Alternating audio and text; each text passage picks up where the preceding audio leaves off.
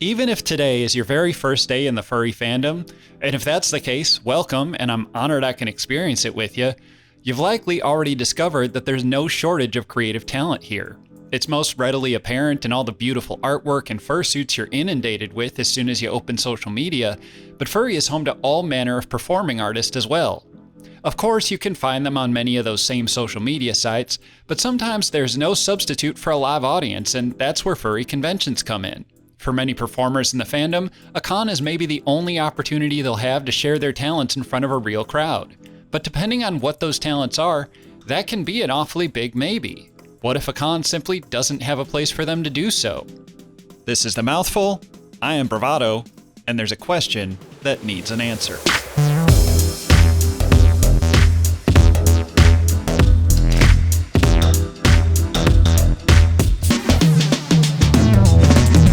Now here in 2023, it's entirely possible that you may not know what a masquerade even is, particularly if you don't attend conventions outside of furry, so let's start with that. For decades, these events have been a mainstay of fandom conventions as a sort of fashion show for cosplayers to share their creations with a captive audience. Given how integral costuming is in furry, it makes sense that they were also a cornerstone of early furry cons. Midwest Fur Fest's furry variety show even predates the convention itself, with roots in DuckCon's furry programming track. The furry variety show is also indicative of what masquerades in the furry space evolved into, with costumes taking somewhat of a backseat to performance.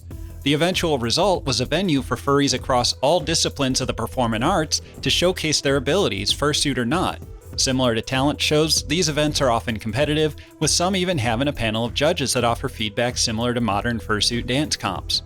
Of course, furry has changed a lot since the turn of the millennium. The furry population has grown immensely and become increasingly diverse, while also skewing younger, and convention programming has evolved to reflect that. Dance in particular has found a home at nearly every convention, with fursuit dance comps and floor wars often drawing some of the largest crowds.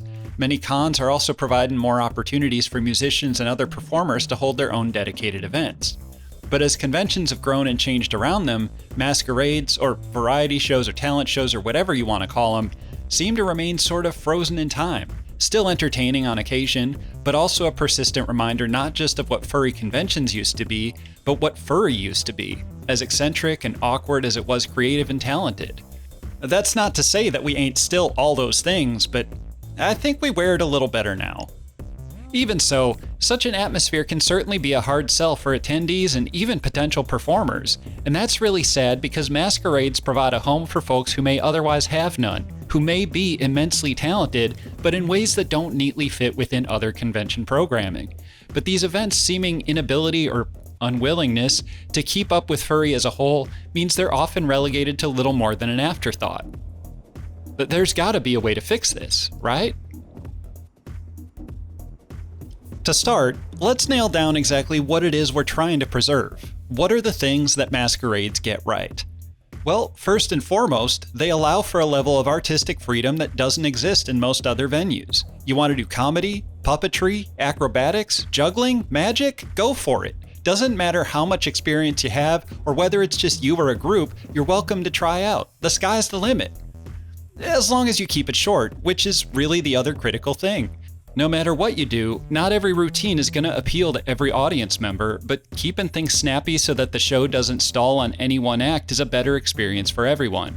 Audiences don't get too antsy, and performers learn to focus on their best material and cut the filler. And masquerades are really a great learning opportunity in general. They might be someone's first experience with performing on a stage or in front of an audience, and being surrounded by people who want you to succeed is really important during such a formative moment. Or it could just as easily be a situation where a great crowd reaction is the push an artist needs to start thinking about a full concert or set at an upcoming convention. Added up, these ingredients certainly have the makings of an event that should be a slam dunk, one that's a lot of fun for performers and audience members alike, all while carrying on the spirit of conventions long past. But if that were true, I wouldn't be making this video. And I am, so it's time to cut to the chase. It comes as no surprise that masquerades also have their share of issues. While I don't think any of them are dire in themselves, when combined, they can create a perfect storm of, for lack of a better word, cringe. I know that word sucks, but it's also the most concise summary of the problem that many have with these sorts of events in their current state, with the main culprit being quality control. It's not that I think anyone sets out with the goal to make the masquerade a subpar experience. In fact, I'm certain the opposite is true. The staff, performers, and everyone else involved are all there to do their best, but they're doing what they can with what they have. The event has to run a certain length, and sometimes they can't afford to be overly selective if they only barely have enough acts to fill the time. But many potential attendees ain't necessarily willing or able to make time for an event they don't perceive to be worth it, and predictably, this impacts the quantity and the quality of submissions as well. It's not hard to understand why someone may not want to put a bunch of time and effort into an event that often isn't on most people's radars. You need audiences to attract talent, but you need talent to attract audiences. It's a real catch-22. Speaking of respecting audiences' time, there also seems to be a tendency to linger a little too long in the space between performances. It's never ideal if an act falls flat, but the audience can still look forward to the next one just around the corner. Unless you end up making each transition last longer than the acts themselves, whether purposely or not. In some cases, this manifests as an overzealous MC who uses each break to try out a new tight 5, and in others, this might be in the form of a panel of judges offering feedback on the act everyone is just anxious to move on from. There's one other factor I need to mention here, and unfortunately, it's the convention itself. This is another really challenging issue because it feeds into the cycle I mentioned earlier. Convention staff ain't necessarily clamoring to put a bunch of effort into an event with middling attendance, but attendees are going to pick up on that and figure that if the con don't care about it, why should they? Part of this lies in how much the event is promoted, which is to say, minimally, if at all. But the bigger issue, and one that's honestly more of a mystery to me, is scheduling. Maybe this falls on the convention staff or maybe the event runners, but the last thing that should be happening is scheduling the masquerade at the same time as major events that can easily cannibalize not just attendees, but performers. Quality can only get you so far if the show is constantly overshadowed by something that's already more popular and established. Now heck, I have no doubt that we could continue to nitpick masquerades all day, but it'd be diminishing returns. Perfect is the enemy of good, and there's not a lot of value in optimization until things actually work the way you want them to in the first place. So rather than bellyaching any longer, what can we do? While there ain't really one silver bullet that will instantly fix everything, there are steps that can be taken by all parties to start the healing process. If you're organizing a masquerade, you probably have the greatest effect here, and one of your priorities should be removing the obstacles that prevent the show from moving swiftly along. Give your MC an opening set, sure, but beyond that, they shouldn't be on stage any more time than it takes to transition between acts, which should also be pretty quick, assuming you have the staff for it. And while I don't have much of an opinion on judging one way or the other, we definitely don't need to hear from them after every performance, partially because it really affects the show's momentum, but also because it's unlikely the judges are so well versed in the performing arts that they can provide meaningful critique for every act. If anything, hold off on any commentary until the awards are presented, and then talk about what those performers did that stood out. You also need to be proactive about collaborating with the convention to position the event in a way that will allow it to draw in the new blood it needs to grow.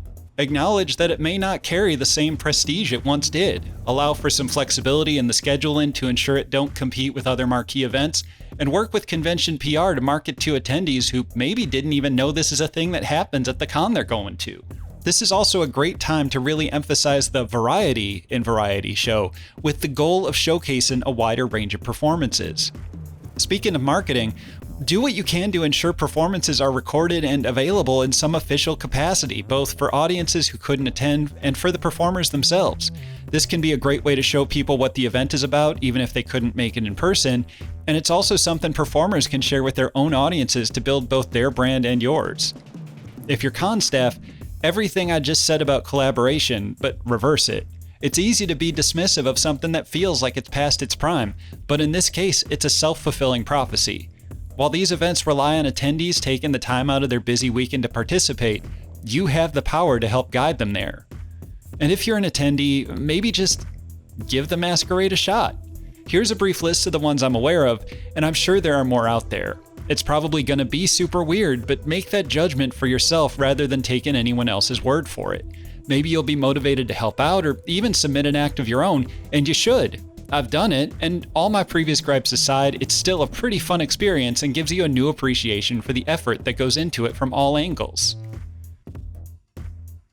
Before we wrap this up, I first want to make it clear that all of this comes from a place of really wanting to see these events succeed and return to being something con-goers are excited to attend. Putting on any kind of event at this scale takes tremendous effort, and it's even more difficult to course correct when things have always just happened in a particular way. With that in mind, I wanted to call out Canadian Con Furry's Talent Showcase as a great example of what can be achieved when the convention leans into the masquerade as a feature rather than just a relic. Their show was on hiatus this year, but only because they decided to do a whole dang furry musical instead. It's a really fun case study of how a single masquerade act can evolve into a marquee event of its own, and also how your programming can be adapted to suit the con's theme. So that's that. Furry Masquerades are great now, and I solved it all by myself. Well, almost. I also need to thank some friends for their feedback as I was putting this together, specifically BCBreakaway, Gale Frostbane, Skuro, and Tiller. And if you're heading to Midwest Fur Fest this year, some version of me will be there too, so feel free to say hi. In the meantime, if you have a question you'd like me to sink my teeth into, leave a comment here or hit me up on whatever social media, blah blah blah. If you enjoyed this video, you can like and subscribe. It has no real bearing on how often I make new stuff, but it's still nice to do. Anyway, thanks for watching, take care of yourselves, and I'll catch y'all later.